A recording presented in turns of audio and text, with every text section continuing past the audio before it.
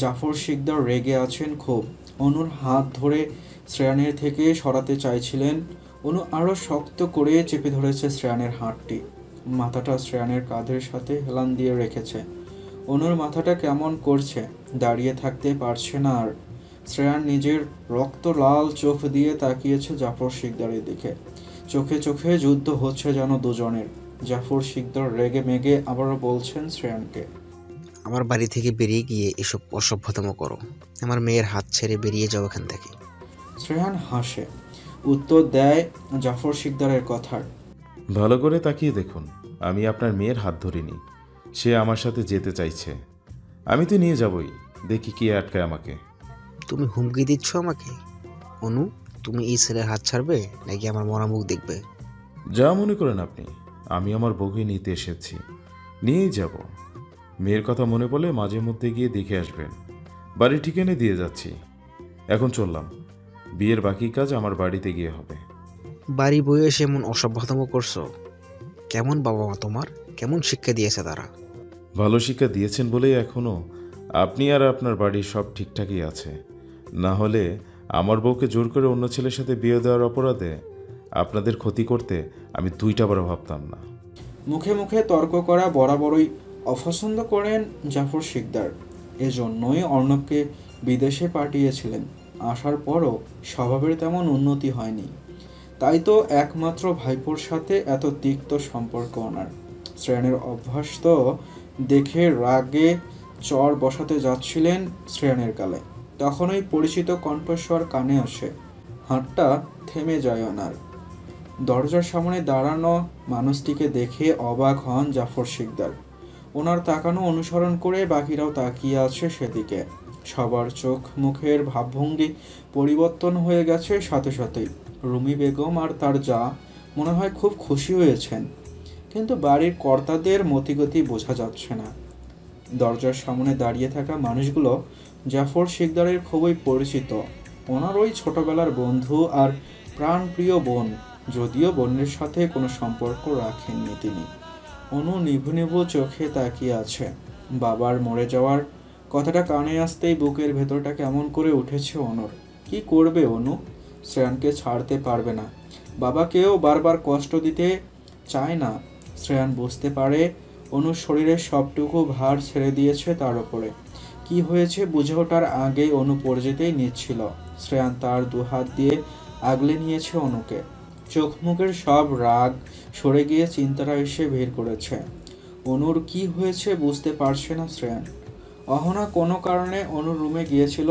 হন্তদন্ত হয়ে ছুটে এসে আবারও এভাবে দৌড়ে আসায় হাঁপাচ্ছে অহনা। চিন্তিত হয়ে বলছে শ্রেয়ানকে, অনু মনে হয় কোনো অঘটন ঘটিয়েছে। পুরো একটা ঘুমের ওষুধের পাতা খালি পড়ে আছে ওর রুমে। ওকে তাড়াতাড়ি হাসপাতালে নিতে হবে। অহনার কথা শুনে শ্রেয়ানের ভেতরটা কেঁপে উঠেছে। কি করেছে সে? অনুর এই অবস্থায় ওভাবে চর বসালো গালে। নিজেকে নিজেই মেরে ফেলতে ইচ্ছে করছে শ্রেয়ানের। অহনার কথা শুনে বাকিরা সবাই এসে দাঁড়িয়েছে অনুর পাশে। বারবার বলছে অনুকে হসপিটালে নিয়ে যেতে। শ্রেয়ান আর দেরি করেনি, অনুকে কোলে তুলে নিয়েছে। সাথে সাথে বেরিয়ে গেছে শিকদার বাড়ি থেকে।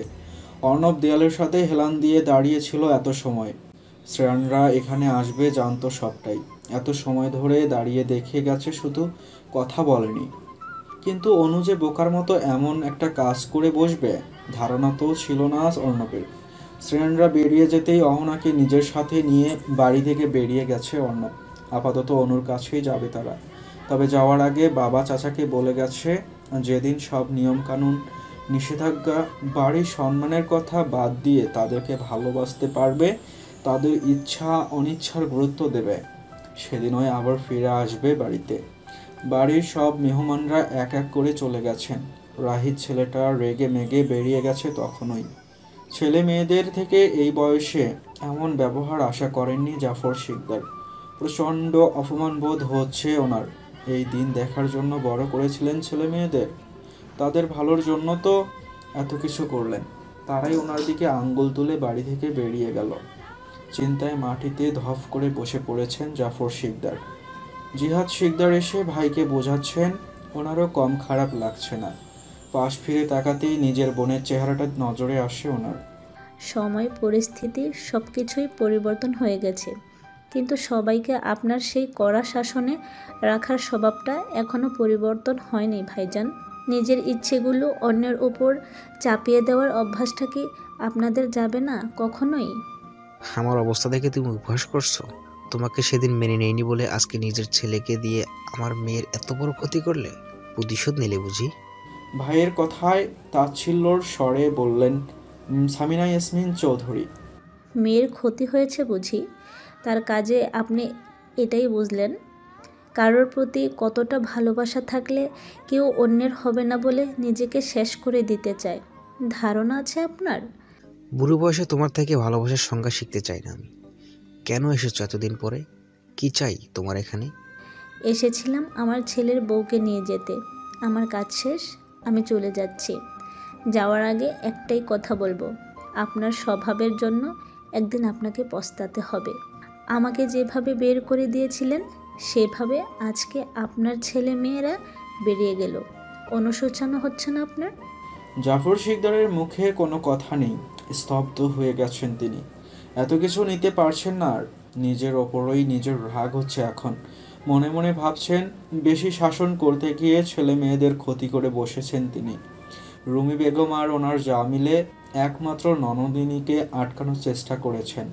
কতদিন পর কাছে পেয়েছেন আবার, তবে লাভ হয়নি কিছুই। তিনি যে কাজে এসেছিলেন তা করা হয়ে গেছে, আর এক মুহূর্ত থাকবে না এখানে।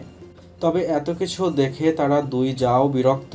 ছেলে মেয়েদের জন্য না হয় আজকে এতদিনের গড়ে তোলা নিয়ম ভাঙলেন। ড্রাইভারকে বলে গাড়ি নিয়ে বেরিয়ে গেলেন হাসপাতালের উদ্দেশ্যে। বাড়ি থেকে বেরিয়ে যাওয়ার আগে রাজেশ চৌধুরী এসে দাঁড়ালেন ছোটবেলার সেই প্রিয় বন্ধুর কাছে। কাঁধে হাত রেখেই বললেন, তুই আমাদেরকে মেনে না নিলেও আমি তোর বোনকে কষ্টে রাখিনি জাফর। বিশ্বাস রাখ, আমার ছেলেও তোর মেয়েকে ভালো রাখবে। ভালোবাসার ব্যাপারে আমার ছেলে আমার মতোই হয়েছে। সবার সাথে মেশে না, তবে যার সাথে মিশে যায় তাকে নিঃস্বার্থভাবে ভালোবাসতে জানে। বন্ধুর দিকে তাকালেন জাফর শিকদার। এই মানুষটাকে একসময় নিজের থেকে বেশি ভালোবাসতেন। যখন বন্ধু হয়ে বিয়ের আসর থেকে ওনার ওই বোনকে নিয়ে পালিয়ে গিয়েছিল, বাড়ির সম্মান ধুলোর সাথে মিশিয়ে দিয়ে সেদিন থেকেই নিজের প্রিয় বন্ধুর তালিকা থেকে সরিয়ে দিয়েছিলেন এই মানুষটাকে। বোনেরও কোনো অস্তিত্ব রাখেননি বাড়িতে। আজকে মনে হচ্ছে ওনারও কিছুটা ভুল ছিল। ছেলে মেয়েদের থেকে বোনের প্রতি বেশি অন্যায় করেছেন তিনি। সবার ভালো চাইতে গিয়ে কি আমি তাদের ক্ষতি করে বসলাম রাজেশ?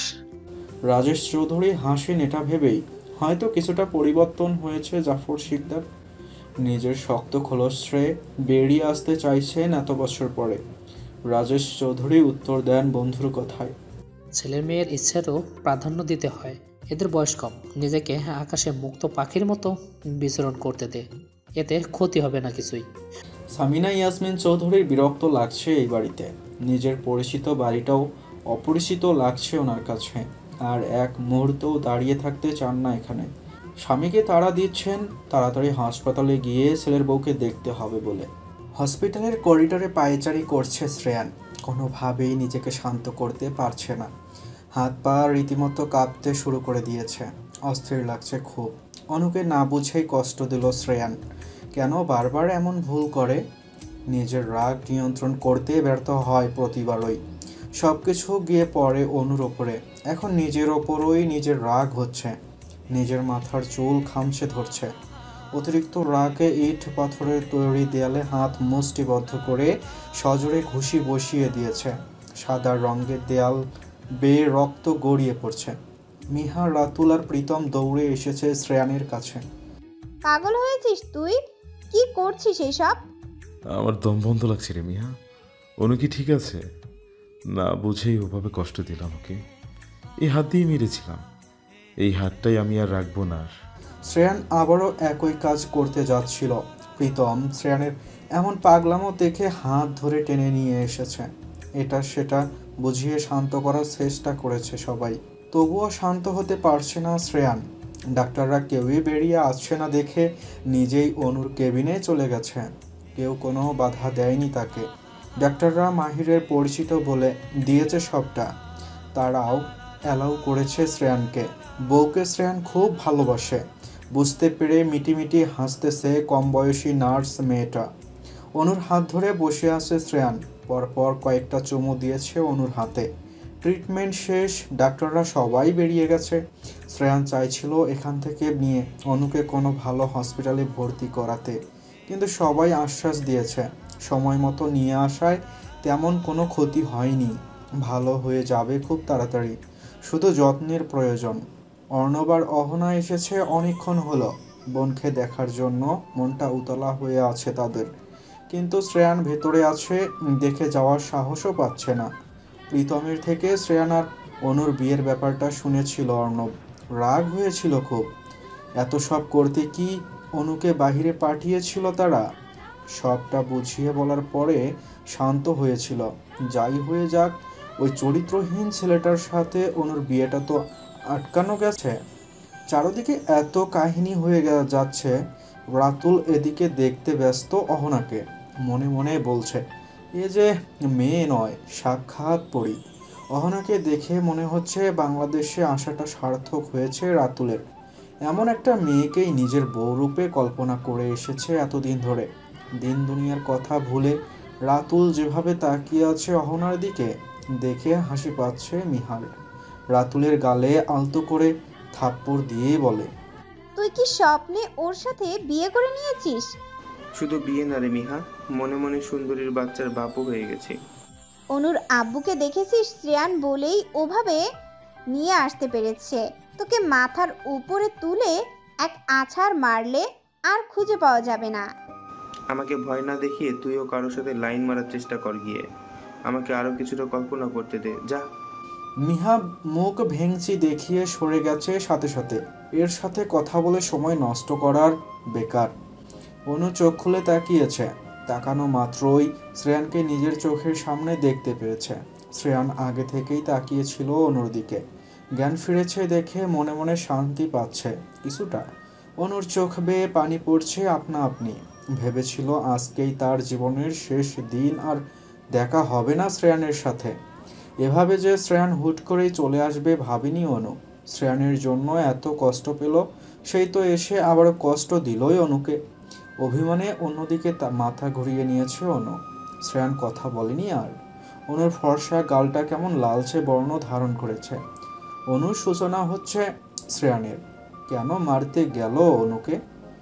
যে গালে চড় বসিয়েছিল সে গালটিতে একের পর এক নিজের ঠোঁটের স্পর্শ এঁকে দিয়েছে শ্রেয়ান।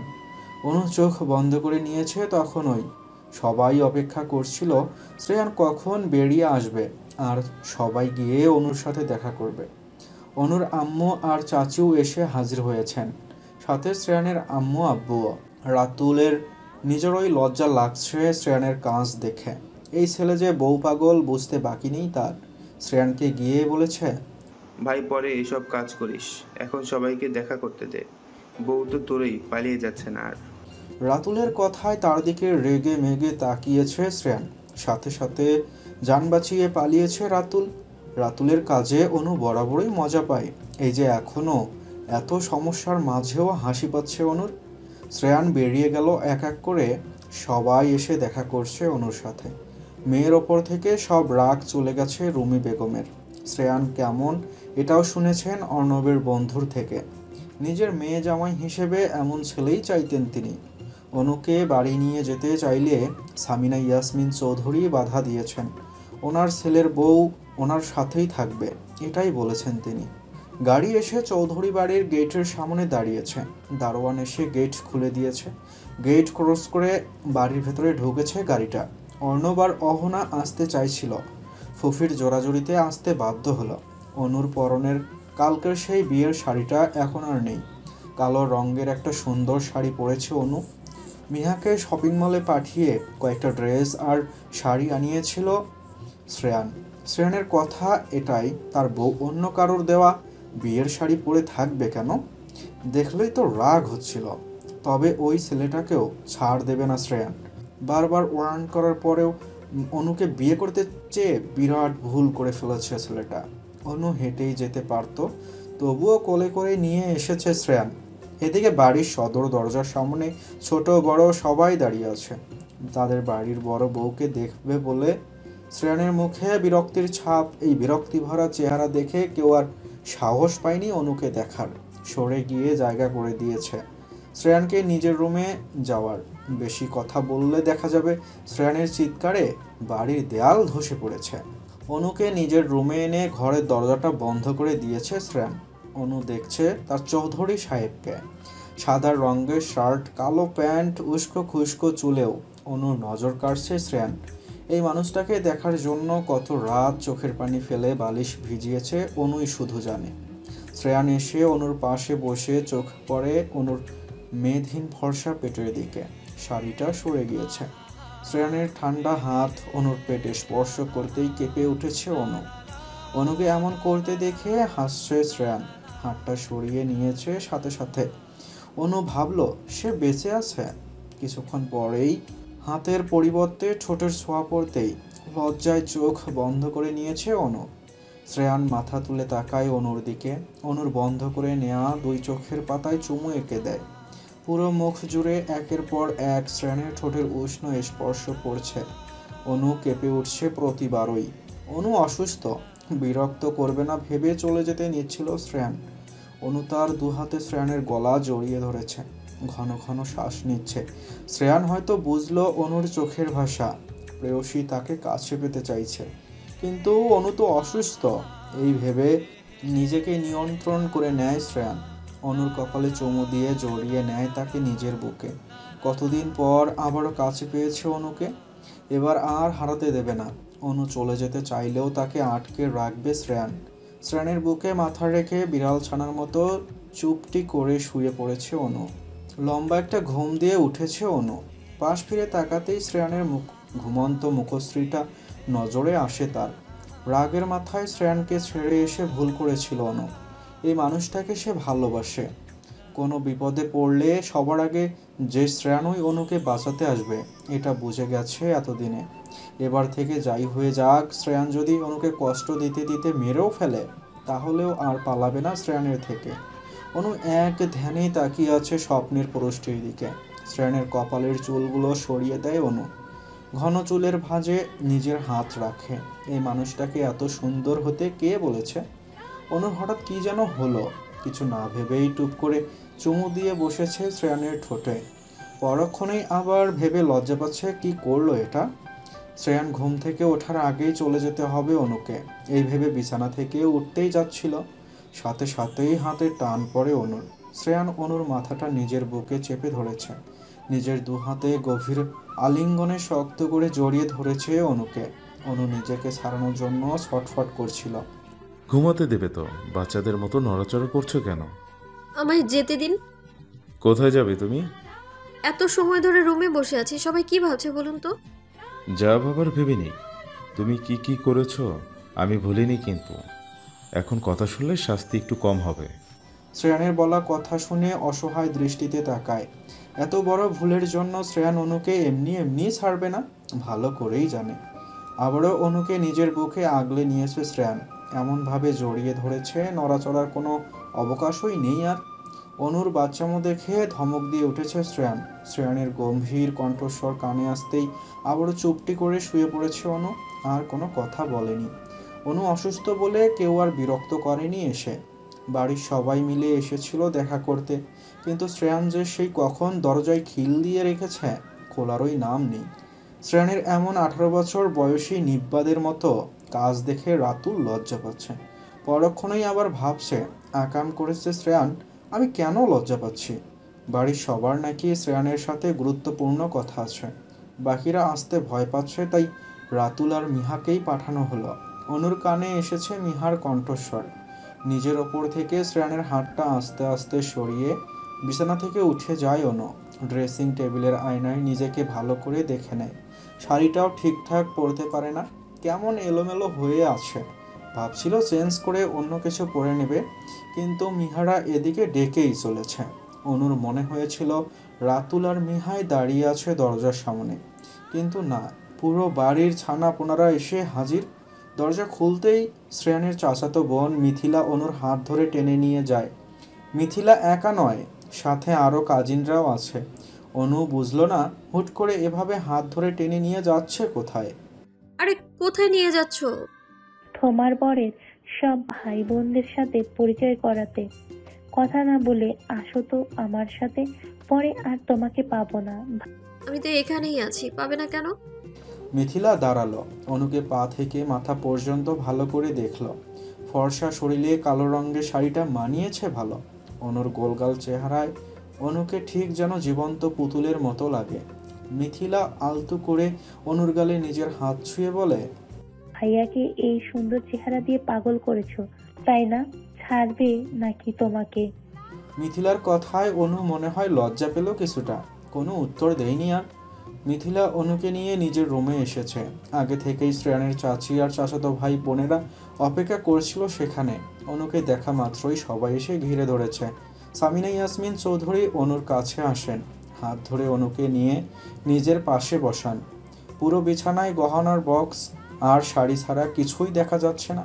শ্রেয়ানের চাচিরা অনুকে সব শাড়ি গহনা দেখিয়ে বলেছে এখানে সব কিছুই তার। অনু তো অবাক, এত কিছু দিয়ে সে কি করবে? তবে কিছুই বলেনি। এত মানুষ সামনে, সবাই আবার অপরিচিত, কথা বলতে অস্বস্তি হচ্ছে কিছুটা। সবাই মিলে অনুর প্রশংসা করছে, ভালোই লাগছে শুনতে। সবার কথার উত্তরে মুচকি হাসি ছাড়া আর কিছুই বলছে না অনু। অনেক সময় আড্ডা দিয়ে এক এক করে রুম থেকে বেরিয়েছে সবাই। এবারই সবার সুন্দর আচরণে মুগ্ধ অনু। নিজের বাড়ির মতো দম বন্ধ লাগছে না এখানে। কোনো নিয়ম নিষেধাজ্ঞা পালনের ভয় নেই, সবাই কত মিশুক। অনুর ইচ্ছা করছে এখানেই থেকে যেতে। শ্রেয়ানের আম্মু অনুকে বসতে বললেন। এক এক করে অনুকে সবগুলো শাড়ি দেখাচ্ছেন, নিজেই আবার বলছেন এই শাড়িতে অনুকে অনেক ভালো মানাবে।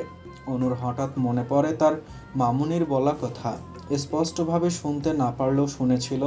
তখন তার বাবাকে ভাইজান বলে ডাকছিলেন শ্রেয়ানের আম্মু। অনুর মনে প্রশ্ন জাগে, তাহলে কি এনি অনুর সেই ফুফি যার সাথে সবসময় তার চেহারার মিল খুঁজে পেতেন অনুর আম্মু? অনুকে প্রথমবার দেখে কেমন যেন করেছিলেন, মনে হচ্ছিল আগে থেকেই চেনেন অনুকে। কালকের ঘটনায় অনুর মনে হচ্ছে তার ভাবনাটাই সত্যি। অনু শুনেছিল তার ফুফুর কথা। অনু কৌতূহলী দৃষ্টিতে ওনার দিকে তাকিয়ে আছে দেখে। জিজ্ঞেস করেন অনুকে, কি রে মেয়ে, কিছু বলবে আমাকে? তোমাকে আমি মামুনি বলবো না ফুপি বলবো? অনুর কথা শুনে হাসেন তিনি। অনুকে দুহাতে আগলে নিয়ে বলেন, যে নামে ডাকবে তাতেই আমি খুশি। আমার মিষ্টি মেয়ের মুখে সব ডাক শুনতেই ভালো লাগে আমার। আচ্ছা মামুনি, তুমি প্রথম দিন আমায় চিনতে পেরেছিলে? তোকে দেখে অবাক হয়েছিলাম খুব, মনে হয়েছিল আমার কাছের কেউ, তাই তো জানতে চেয়েছিলাম সব কিছু। অনু আর প্রশ্ন করেনি কিছুই। তবে সামিনা ইয়াসমিন চৌধুরী মনে পড়েছে অতীতের কথা। ভাইয়ের প্রিয় বন্ধু ঘুরতে এসেছিলেন তাদের বাড়িতে। স্কুল পড়ুয়া সামিনা ইয়াসমিনকে মনে ধরেছিল ওনার। বিয়ের প্রস্তাব দিতে চেয়েছিলেন পরিবারের কাছে। দেখতে দেখতে ওনারও কেমন মায়া জন্মে গিয়েছিল রাজেশ চৌধুরীর প্রতি। তিনিও স্বপ্ন দেখছিলেন ভালোবাসার মানুষের সাথে বিয়ে করে সুখের সংসার বাঁধার। কিন্তু প্রেয়সীর বয়স কম হওয়ায় রাজেশ চৌধুরী ভেবেছিলেন সময় নেবেন, পরেই না হয় বিয়ের কথা তুলবেন। প্রিয় বন্ধু ওনাকে ফিরাবেন না এই বিশ্বাসই ছিল। সব কিছুই ঠিকঠাক চলছিল। ঝামেলা বাঁধে তখনই যখন বাড়ির সবাই মিলে হুট করে অন্য জায়গায় বিয়ে ঠিক করেন সামিনা ইয়াসমিনের। নিজে বলার সাহস না থাকলেও সেদিন রাজেশ চৌধুরী বলেছিলেন সবাইকে সবটা বুঝিয়ে। ওনার কথা শোনেনি কেউই। বিয়ে ঠিক হয়ে গেছে, এখন আর ভাঙাতে পারবেন না, এটাই ছিল কথা। বোনকে সবসময় কড়া শাসনে রেখেছিলেন জাফর শিকদার। ওনার বাবাও ছিলেন তেমন। তাদের কাছে বাড়ির সম্মানই সবার আগে। নিজের ভালোবাসাকে হারাতে চাননি সামিনা ইয়াসমিন। তাই তো বিয়ের আসর থেকে পালিয়ে এসেছিলেন রাজেশ চৌধুরীর হাত ধরে। মেয়ের পালানোর খবরে অসুস্থ হয়ে পড়েছিলেন জাফর শিকদারের বাবা। গ্রামের মানুষেরা সুযোগ পেলেই আজেবাজে কথা বলছিল তাদের। বোনের প্রতি তীব্র রাগ জমে গিয়েছিল জাফর শিকদারের। সেই রাগ রয়ে গেছে এখনও। অনুশোচনা হচ্ছিল সামিনা ইয়াসমিনের। তাই তো আবারও ফিরে গিয়েছিল ভাইয়ের কাছে ক্ষমা চাইতে নিজের ভুলের জন্য। অপমান করে ফিরিয়ে দিয়েছিলেন সেদিন। বাড়িতে বোনের কোনো অস্তিত্বও রাখেননি জাফর শিকদার। সেই যে নিজের বাড়ি, প্রিয় দেশ ছেড়েছিলেন, আর আসেননি। নিজের প্রিয় মানুষের হাত ধরে পাড়ি জমিয়েছিলেন সুদূর কানাডায়। ভালোবাসার মানুষটিকে বিশ্বাস করে ঠকেননি তিনি। এত বছর হয়ে গেছে, ছেলে বড় হয়ে বিয়ে করে নিয়েছে। এখনও তাদের সুখের সংসার, দুজনের প্রতি দুজনের বিশ্বাস সেই প্রথম দিনের মতোই আছে। ড্রয়িং রুমে বড়রা সবাই বসে আছেন। শ্রেয়ানও ছিল। অনেকক্ষণ হলো অনুকে দেখছে না। এদিকে সেদিকে তাকিয়ে খুঁজছিল, পায়নি কোথাও। পাবেই বা কিভাবে? শ্রেয়ানের কাজিনগুলো অনুকে মাঝখানে বসিয়ে এটা সেটা গল্প করছে যে তাদের বিয়েটা কিভাবে হয়েছিল জানতে চাইছে। অনু পড়েছে বিপদে। এত ভালোবাসে এরা, উত্তর না দিয়ে উঠে যাবেই বা কিভাবে? বাড়ির সবাই মিলে ঠিক করেছে অনু আর শ্রেয়ানের এবার অনুষ্ঠান করে বিয়ে দেবে। বাড়ির বড় ছেলে, তার ওপর আবার 2 দিন পর চলে যাবে। কবে আসবে তার কোনো ঠিক নেই। বাড়ির ছেলের বিয়েটা ধুমধাম করেই দিতে চাচ্ছেন সবাই। শ্রেয়ানের আবার একজনই ফুপি, তিনিও কানাডায় থাকেন। ওনার হাজব্যান্ড কানাডিয়ান। শ্রেয়ানের আব্বুর বিদেশি বন্ধু হওয়ায় ওনার সাথেই বিয়ে দিয়েছিলেন নিজের বোনকে। শ্রেয়ানের বিয়েতে ওনাকে না ডাকলে আবার লঙ্কা কাণ্ড বাঁধাবেন, তাই ঠিক করেছেন আজকেই আসতে বলবেন। সবাই মিলে ঠিক করেছে 3 দিন পরেই বিয়ের অনুষ্ঠান করা হবে। শ্রেয়ানের এতে আপত্তি নেই। বউ তো একটাই, 2 বারের জায়গায় 200 বার বিয়ে করলেও এই একজনকেই করবে। যাবে আসবে না কিছুই। শ্রেয়ান ফোন ঘাটছিল। পাশেই মিহা আর রাতুল বসে আছে। অর্ণব আর অহনা চলে যাচ্ছিল। এইমাত্র বোনের সাথে দেখা করে আসলো। ফুপি তাদের ছাড়তেই চাইছেন না, কিন্তু বোনের শ্বশুর বাড়িতে পড়ে থাকা কেমন যেন লাগছে দুজনের। ঠিক করেছে এখনই চলে যাবে। অহনার আম্মু ফোন দিয়ে যাচ্ছেন বাড়ি ফেরার জন্য। অর্ণব বলে এসেছিল আর যাবে না, কিন্তু অর্ণবের আম্মু ফোন দিয়ে কান্নাকাটি করেছেন বারবার। বাধ্য হয়েই জিহাদ শিকদার বলেছেন ছেলে মেয়েদের বাড়ি ফিরতে তিনি গাড়ি পাঠাচ্ছেন। অহনা বুঝলো অর্ণবকে মান ও অভিমান মিটিয়ে এখন তাদের বাড়ি ফিরে যাওয়াই ভালো। এদিকে রাতুল গালে হাত চেপে মুগ্ধ হয়ে তাকিয়ে আছে অহনার দিকে। রাতুলকে এভাবে তাকিয়ে থাকতে দেখে মিহা গালে থাপ্পড় দিয়েছে একটা। রগে কটমট করে তাকিয়ে আছে রাতুল। মিহার বাচ্চা, আমার সুখের সংসারে আগুন লাগাতে তোর কলিজা কাঁপে না? সংসার বিয়ে করলি কখন শুনি? কল্পনায় বিয়ে করে 2 বাচ্চার বাপ হয়ে গেছি। অহনার ভাইটাকে বলছি, তাহলে তারপর দেখব কোথায় পালাস। এই বাহানায় অর্ণবের সাথে তুই কথা বলতে চাইছিস, আমি কি বুঝি না? এদিকে রাতুলের বলা কথাটা অর্ণব শুনে নিয়েছে। তাকিয়েই ছিল মিহার দিকে। মিহা তাকাতেই চোখাচোখি হয়ে যায় দুজনের। মিহা কিছু সময় তাকালো, পা থেকে মাথা পর্যন্ত ভালো করে দেখলো অর্ণবকে। ছেলেটা সুদর্শন বলতেই হয়। উজ্জ্বল শ্যামলা গায়ের রং, লম্বায় 6 ফিটের কাছাকাছি। চেহারায় কি মায়া, হাসলে গালে ডিম্পল হয়। ডিম্পলওয়ালা ছেলেদের মিহার একটু বেশিই ভালো লাগে। অর্ণব তো আবার কত হ্যান্ডসাম, প্রথম দেখাতেই ভালো লাগবে যে কারোর। মিহারও এমনটাই হয়েছে। মনে ধরেছে অর্ণবকে। মেয়েরা তো লাইফ পার্টনার হিসেবে এমন ছেলেই চায়। মিহাকে এভাবে তাকিয়ে দেখতে দেখে অর্ণব ভ্রু উঁচিয়ে জিজ্ঞেস করেছিল হয়তো কেন তাকিয়ে আছে এভাবে। মিহা মনে হয় লজ্জা পেল, সাথে সাথে চোখ অন্যদিকে সরিয়ে নিয়েছে। রাতুল মিহার কানের কাছে এসে বলেছে, তলে তলে এসব চলছে আর আমি কিছু বললেই দোষ? চুপ করবি তুই আহাম্মক। মিহার রেগে মেগে তাকিয়েছে রাতুলের দিকে। রাতুলের এতে তেমন যায় আসে না। এখনো মুখ ক্যাবলাক মার্কা হাসি নিয়ে মিহাকে এটা সেটা বলে যাচ্ছে। মিহা রেগে গেছে এবার। রাতুলের দিকে ভ্রু কুঁচকে তাকিয়েছে কিছু বলবে, তার আগেই রাতুল চলে গেছে বাহানা দেখিয়ে। শ্রেয়ান অনুকে খুঁজে পাচ্ছে না দেখে বিরক্ত হয়ে নিজেই উঠে চলে গেছে খুঁজতে। অনু শ্রেয়ানের বোনদের সাথে গল্প করছিল। এক একজনের কথা শুনে হাসাহাসি করছে খুব। দরজায় সামনে দাঁড়িয়ে অনুর এই সুন্দর হাসিটা উপভোগ করছে কেউ একজন। নেশা ভরা দৃষ্টিতে তাকিয়ে আছে অনুর দিকে। শ্রেয়ান বুঝে না এই মেয়ের মধ্যে কি এমন রয়েছে, কেন এভাবে পাগল করে রেখেছে তাকে। অনু ভুল করেছিল শ্রেয়ানকে ছেড়ে এসে, রাগ হয়েছিল খুব।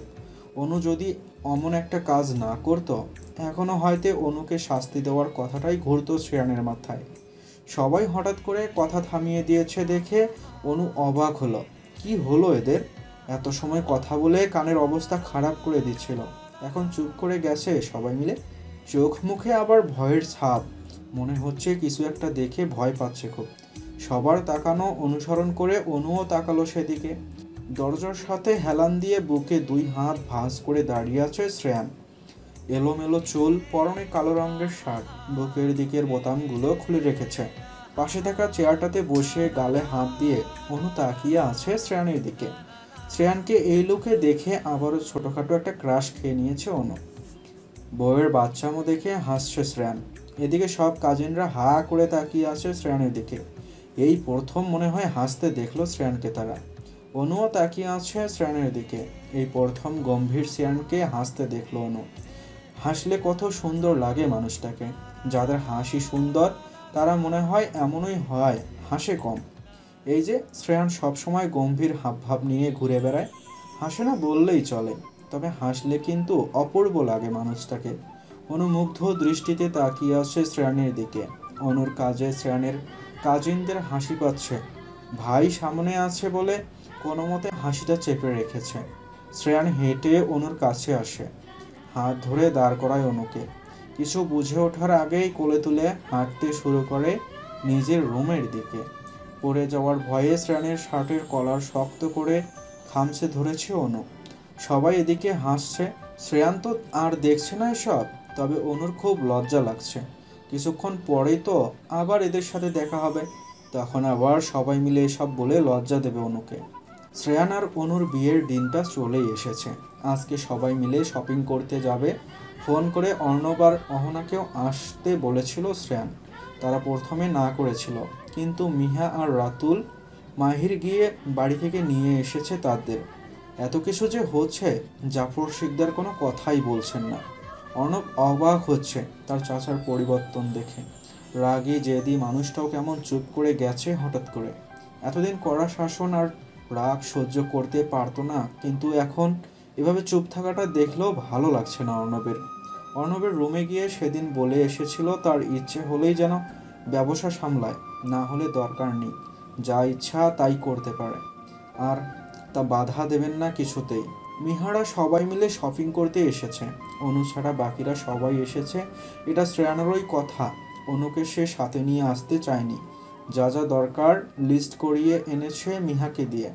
অনুর একা ভালো লাগবে না, তাই অহনা বসিয়ে এসেছে তার কাছে। দুজনে গল্প করে সময় কাটাবে। মিহা যেটাতে হাত দিচ্ছে অর্ণব সেটাতেই হাত দিচ্ছে। দুজনের পছন্দের এত মিল দেখে অবাক তারা। আস্তে আস্তে অর্ণবের সাথে মিহার কথাও হয়েছে অনেক। মানুষটাকে যতটা ভালো মনে দেখে, আসলে সে তার থেকেও বেশিই ভালো। মিশুক অনেক। শ্রেয়ানদের সবার সাথে খুব ভালো বন্ধুত্ব হয়েছে অর্ণবের। মিহা অর্ণবের এমন চোখ চাওয়াচাওয়ি আর মুচকি হাসির কারণ ভালো করেই বুঝতে পারছে রাতুল। সবকিছু বাদ দিয়ে সিসি ক্যামেরার দায়িত্ব পালন করতে ব্যস্ত রাতুল। এদের চোখের ইশারায় প্রেম দেখে রাতুলের বুকের জলে পুড়ে শেষ হয়ে যাচ্ছে। যেভাবেই হোক অর্ণব আর মিহার মধ্যে প্রেম ভালোবাসা হওয়ার আগেই অহনাকে পটিয়ে পাটিয়ে বিয়ে করে নিতে হবে রাতুলের।